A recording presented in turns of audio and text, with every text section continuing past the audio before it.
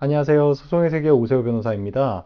오늘 다룰 사건은 남편이 와이프의 구글 계정으로 사진첩을 몰래 탐색했는데 이것이 정보통신망 침입에 해당해서 처벌해야 한다는 판결이 나온 사건입니다. 그 가해자 A씨와 그 배우자 B씨가 있었습니다. 이제 부부였지요. 부부였는데 부부싸움 이후에 배우자 와이프 B씨가 가출을 했습니다. 그래서 B씨가 가출한 이후에 그 A씨가 노트북을 켰습니다.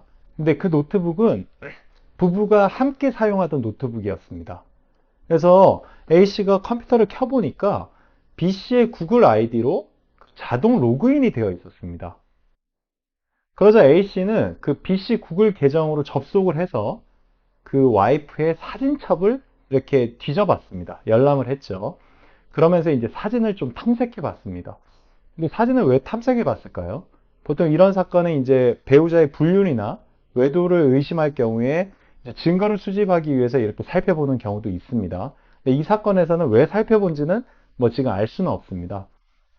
그래서 이후에 검사가 정보통신망법 위반으로 그 남편 A씨를 기소를 했습니다.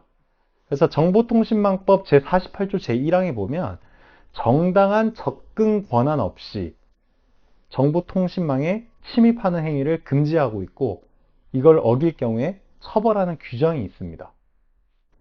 이에 대해서 법원 판결은 좀 갈렸는데요. 우선 1심과 2심에서는 무죄가 선고됐습니다. 남편에 대해서. 그런데 대법원에서는 유죄로 판결이 뒤집혔습니다. 우선 1심과 2심은 무죄를 선고하면서 이렇게 근거를 밝혔습니다. 배우자 아이디 및 비밀번호로 남편이 이걸 입력을 해서 로그인한 것은 아니다. 이미 로그인이 되어 있었다는 겁니다.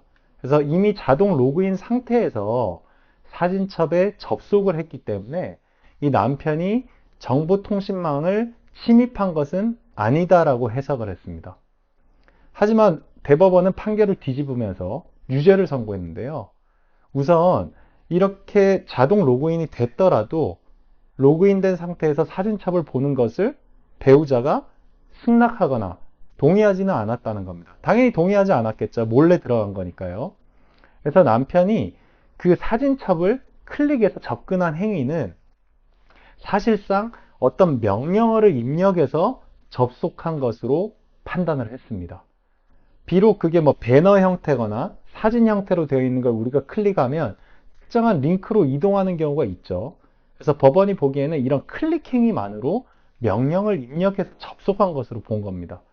그래서 대법원은 이 서비스 제공자인 구글의 의사에도 반하기 때문에 이것은 정보통신망법상 권한 없이 침입한 것이다. 이렇게 판단하면서 유죄를 선고한 사건입니다.